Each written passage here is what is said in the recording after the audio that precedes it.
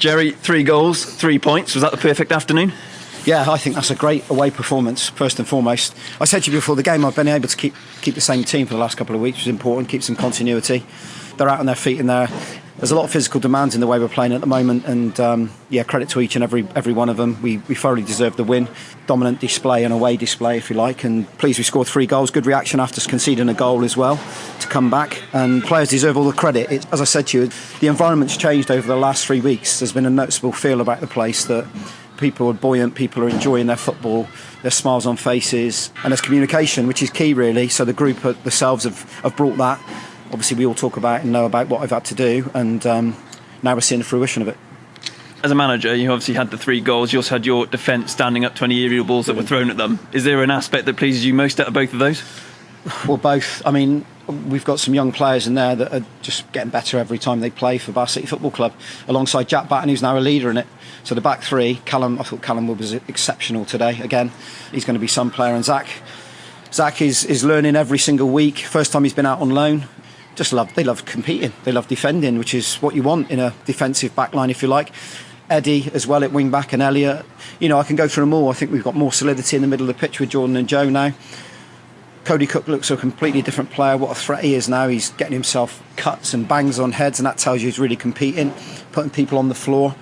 And outside that, you've got Mo Toure and obviously Alex working hard, and the people on the bench. So it was a real pleasing performance. The goals themselves are really pleasing for a coach, because we counter-press well. We've counter-pressed and won it. Joe Raines has won it in the middle of the pitch.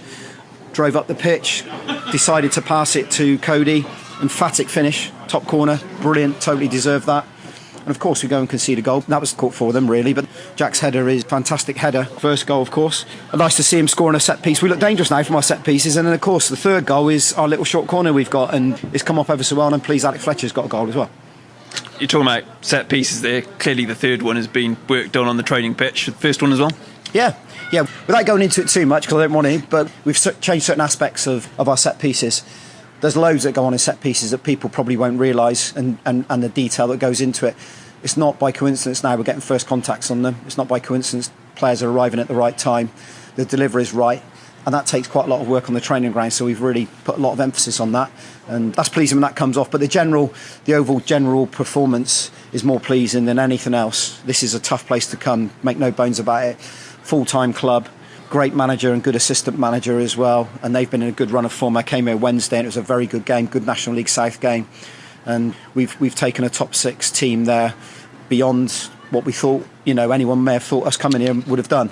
We've been the better side, and we deserve the 3 points, and we deserve to score the 3 goals. So we get back on the bus really happy off the back of a Concord result and performance which was very good.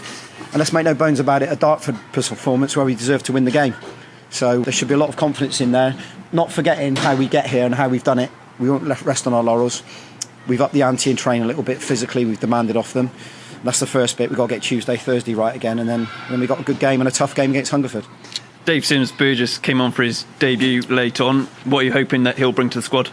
Well, it's pleasing that I can do that now. Well, I haven't been able to do it in previous weeks. I think you've seen it. He'll go and win flick-ons for you. He's really good at handling the ball. He won us a corner over there by just keeping hold of the ball. He had 3 defenders around him. Technically very good for a big man. He's got some good pace as well, so he enjoys 1v1s. So yeah, it was great to see him on. Tom Smith, of course, comes off the bench, and we've got some very good players now. There's competition for places. We need that because everyone's got a tough run over Christmas, but actually it's only Tuesday, Thursday, Sunday, and then Tuesday, Thursday, Sunday again. So let's touch wood. Let's keep them all fit now. Let's keep the continuity. Let's keep them all in good form, in good fitness, good health, and we'll take the next game on against Hungerford with a lot of confidence. It's not guaranteed any result, but we have got a lot of confidence now, and we've got some momentum as well, which is key in football. So let's see if we can continue that. And looking ahead to that Hungerford game, the Ebbsfleet game has been moved to the following Saturday, giving you a full week into it, and so that must help with the planning and preparation. Yeah, it helps a lot because lads haven't got to take time off work. Obviously, it's difficult for people who work because we're not full-time, as you know.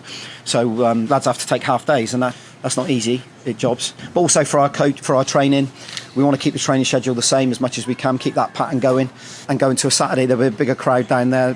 What a good side they are, though, Ebbsfleet. I've got to say, one of the most outstanding teams I've seen at this level in patterns, in rotations, and how they can really affect the team they're playing against. But yeah, like I said, we'll look at our first one. We've got Hungerford, as I said. They're a tough team, a hard-working team that have been built very well by Danny, and we'll have to be at our best on Saturday, of course, at home as well. But hopefully we'll get a good crowd in there.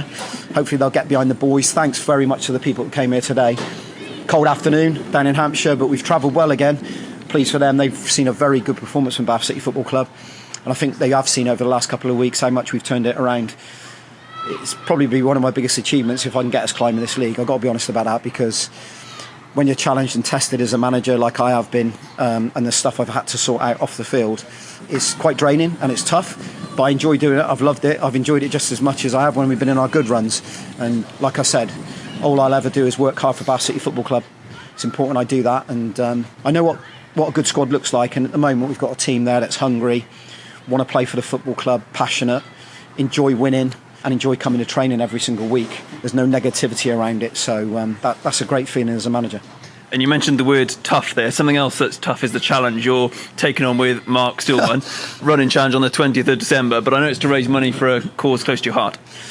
Yep, it's twofold. It's for you guys, Bath City Radio, obviously, which is very much well deserved. A lot of money goes out of your pockets to be able to come and do this, and I have to say a massive thank you to Bath City Radio over the course of time. What great coverage you give us, and I want you to be a bit more biased at times, but you've done some fantastic stuff for us, and you continue to as well. And it's not easy, you guys coming down, and it's all volunteers that do it.